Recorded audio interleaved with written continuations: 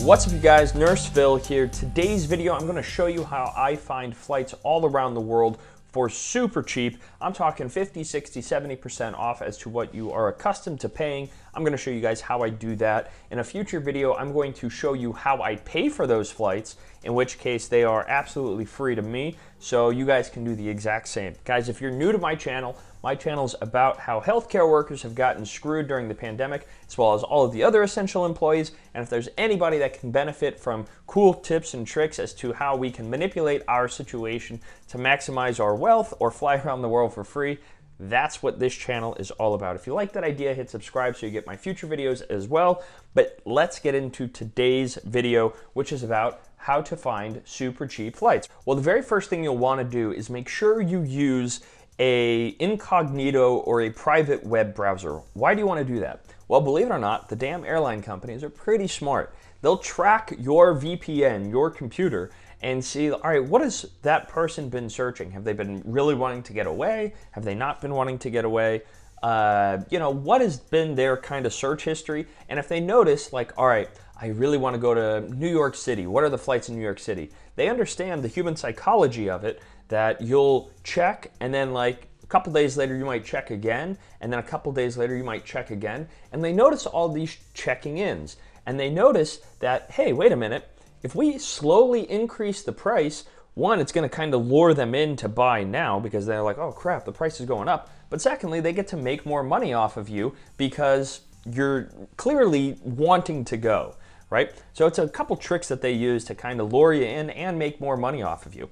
That's why going incognito or a private web browser is a great place to start. Now, as far as how do you actually find the awesome flights? Well, you want to Google flights, and I'm not talking about just simply Googling, Columbus, Ohio to New York City. No, there's a website actually called Google Flights, all right? So once you're on that website, it's a really, really cool website. So like I said, I live in Columbus, Ohio, and there's some really, really cool features that Google Flights has. Personally, I use it predominantly for flights, but you can also use it for hotels, vacation rentals, excursions, stuff like that. Personally, I find the biggest value in its flight search function, but feel free to play around with it as you will.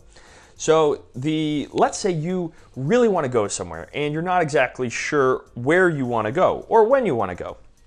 So let's just pick a random city. So let's say I want to go to Los Angeles, right? So you can search Los Angeles and boom, out comes some prices. It shows you a whole bunch of cool things as far as total duration, how much CO2, and your round trip airfare, whether it has a bag. So and not to mention, which airline you are flying with. That's all great information. On top of that, you can also see if prices are relatively cheap, about average, or high. And in this example, it's high. And let's see if we can kind of change that a little bit. So one big tip that I would highly recommend is give yourself a little time from when you are booking the flight to when the flight actually departs. Right? Typically like 3 to 4 weeks. If you can book your flight 3 to 4 weeks before you fly, you're gonna get a better price. If you fly if you buy the flight 2, 3, 4 days before your flight, you're gonna pay a premium. It's gonna be a little bit more expensive. So give yourself ideally at least 3 to 4 weeks before when you buy and when you fly. Right? And we're gonna see that here right now. So let's say, as you can see, if I wanted to fly out today, it's $720. Right? Where if I fly out, say, a month from now, it's $86. That's a good deal.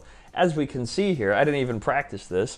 That's a cheap flight, right? I'm sure it's probably with Spirit or Frontier and you don't have a bag, but nonetheless, that's cheap. That's one of the awesome features about Google Flights is the calendar aspect. You can see when the flight is going to be the cheapest.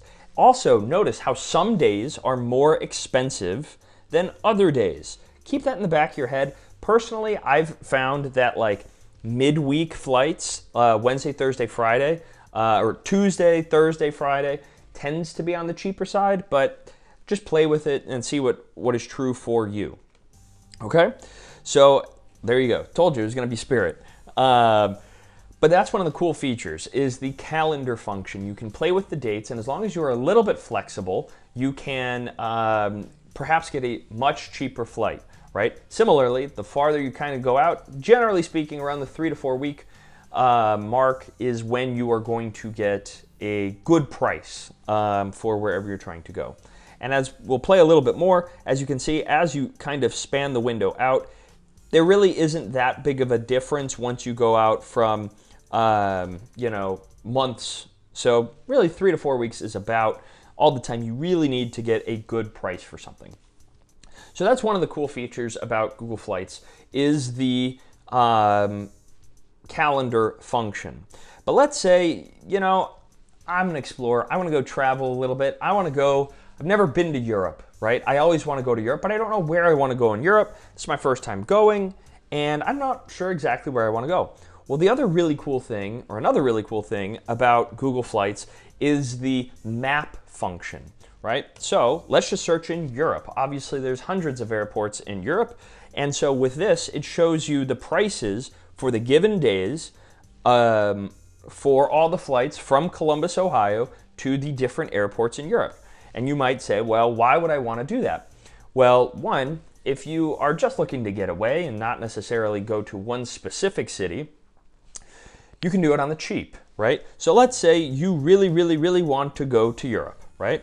And you don't care so much, but for a $3,800 price tag versus a $565 price tag, that's obviously 6 times, 7 times the amount of money. I would rather go to Rome for $565 than Sochi for $3,840, right? So that's another really cool, is you can just kind of explore. Sometimes you could find really, really, really cheap flights that are just crazy good deals.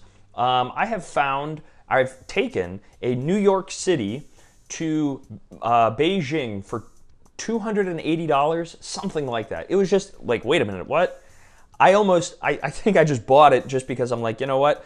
That's too cheap to pass up. Even if I can't make it work, it's only $280. It's worth the risk. I ended up going on that trip and I had a great time.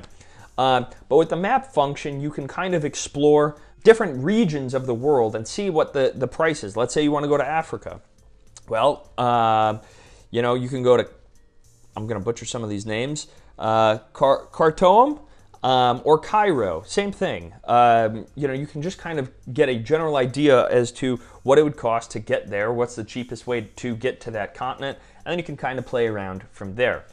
And that leads me to my next kind of generalized tip, and that is understand what city you're flying out of. There are cheaper cities to fly out of, right? Chicago, New York, Washington, D.C., Atlanta, Los Angeles, Seattle, Detroit, weirdly enough, but they've got a headquarters there, right?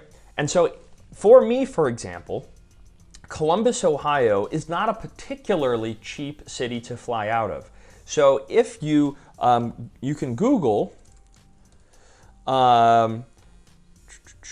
cheapest cities to fly out of, and ironically, Cincinnati's up there. I'll be honest, I didn't realize that. But you can see Atlanta, Dallas, LaGuardia, New York, right? You have Google this, right? And wherever you're living in the country, you can kind of get a general sense as far as, see, there you go, O'Hare, Philadelphia, Long Beach, Cleveland Hopkins. Also, once again, I as a Columbus person, I would debate that, but that's neither here nor there. You can Google it, and that way you can learn, all right, generally speaking, what airports should I fly out of? Is it a big deal for me to fly out of Columbus? Well, if a round trip ticket from here to Paris, let's say, is $2,000, well, it might make sense for me to drive from Columbus to, say, Cincinnati if that flight is only $1,000. That's an hour-and-a-half drive to save $1,000. Some things to kind of think about. Play around.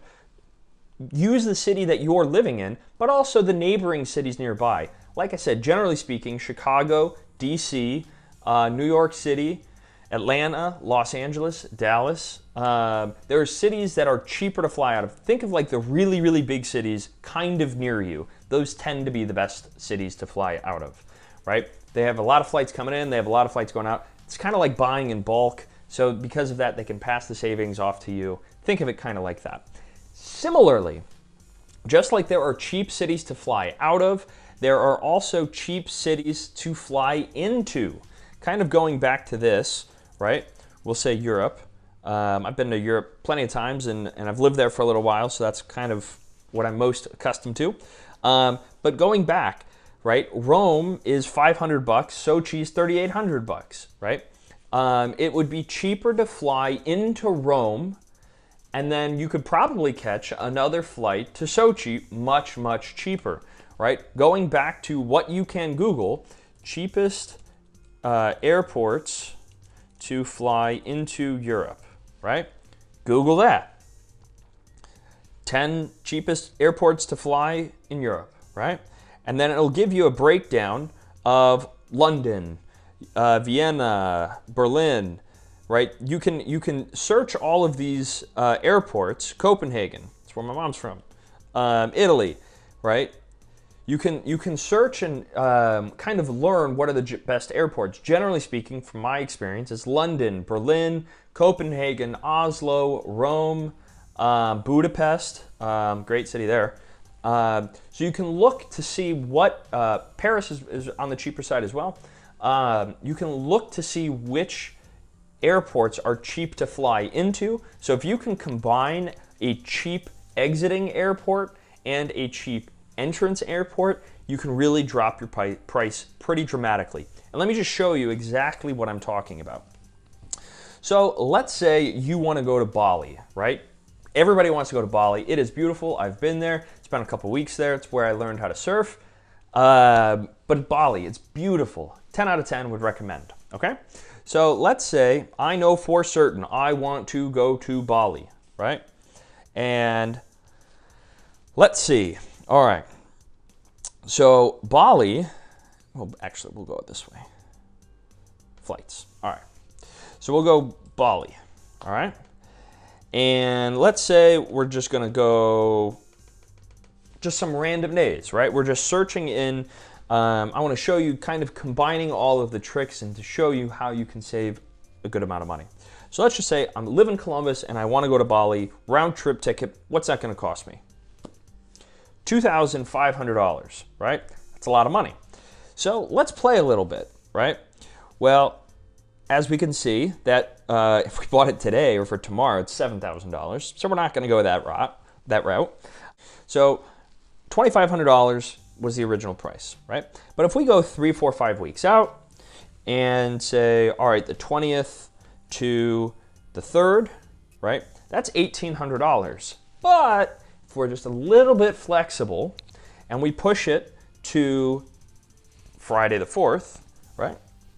That's dropping it down a few $100s, right? That right there, $2,500 down to about down to about 14. That's a great, I mean, that right there is $1,100, right? But let's say instead of flying directly into Bali, let's fly into Jakarta, which is the capital of Indonesia, which is only about an hour, maybe an hour and 20-minute flight to Bali. How do I know? Because I done it, right? Let's see what that price is.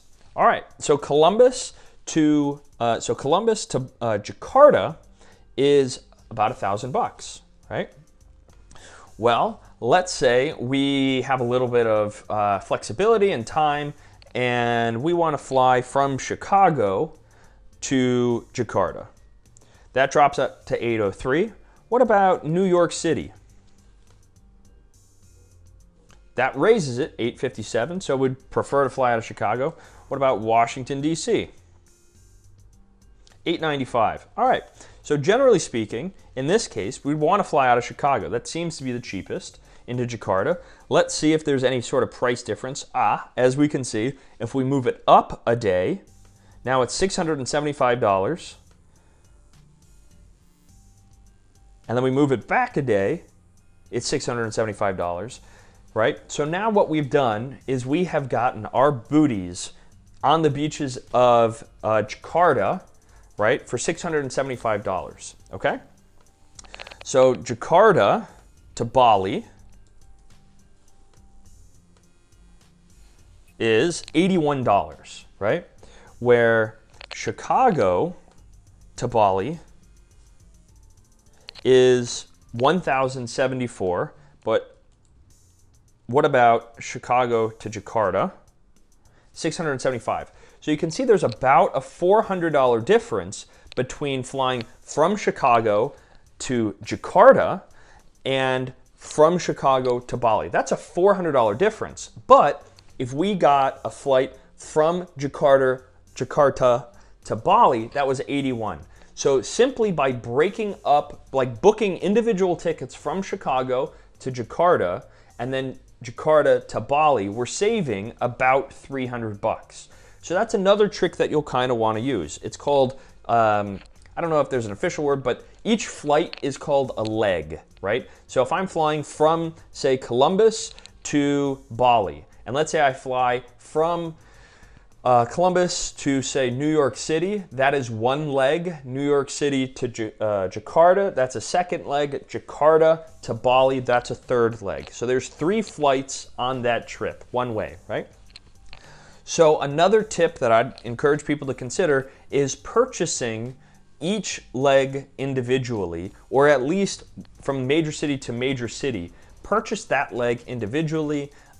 You tend to get a better overall price by doing that. Now, there are some inherent risks in doing that. For example, if your flight from destination 1 to destination 2, if that first leg gets canceled or delayed, that can have implications on your other legs, right? If you miss that flight or if you're delayed severely, you're not going to automatically get a free ride elsewhere, where if you do buy your ticket all in one, then, if you miss a flight, well, that's kind of the airline's fault. That's not your fault. But because you've separated the legs, the airline is going to view it as your fault, even though it wasn't. So there is a little bit of risk involved. Keep that in the back of your head.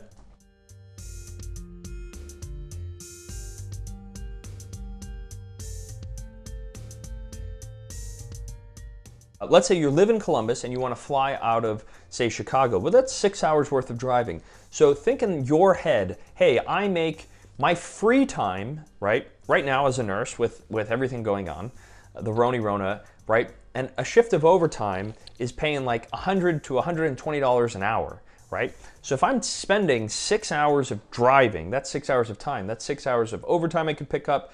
Is all of this worth this extra driving? Could I pick up overtime and just make the cash and all that other stuff? Keep in mind taxes, gas, oil, parking, everything, right? Gonna have to do a little bit of cost analysis on all that, but that's totally up to you. Generally, if you are a lower wage earner, driving to a bigger city makes more sense. Where if you are a higher wage earner, you have a little bit more cash, you're probably better off just picking up overtime and flying out of the city that you are currently in. But you can still do some of these tricks by breaking up the legs. So yeah. So with that, guys, as you can see, you can go from Columbus to Bali for $675 round trip. That does entail a little bit of driving. And that does, I guess you would also have to pay the $81 from Jakarta to Bali. But for $750, $800, all in, right? That's not too bad. Right now, flights are kind of funky because of the Rona and the pandemic. But just to kind of give you some crazy deals that I have used in the past, I've done New York City to Beijing. I think it was about $280 round trip. I've found Columbus, Ohio to Budapest round trip for about $400. You can find super cheap flights doing this method, guys. It's really a great website. This is how I find like 99% of my cheap flights all around the world. A couple other websites that you can use is Scott's Cheap Flights. Not gonna lie, I'm a little up in the air about this one. I do have it, I do subscribe. But basically, it's a website you can subscribe to. You can put in your cities, and you can say, I don't mind flying out of city A, B, and C. I want to know domestic flights or international flights or whatever. Let me know when there's a cheap deal. I I think it's about 40 bucks a year. There is a refer a friend. If you are interested in signing up, please use my refer a friend. It's not bad. I wouldn't necessarily say if you're just if you're just getting used to flying and you haven't really, I wouldn't say it's necessarily worth it. If you're a person that likes to fly frequently and explore, it's not a bad deal. I will continue to use it. It's not something I'm super passionate about, but I know there are a lot of passionate people out there. There's also, let's see, the Hopper, Travel Hopper, I believe it's called. No, Hopper. Similarly, it's not bad. It's not great. It's not something I use all the time, but it is available for you. And there's a couple other websites that exist that I don't particularly use, but hey, if you can find a cheap flight using them, I am not going to crap on that idea.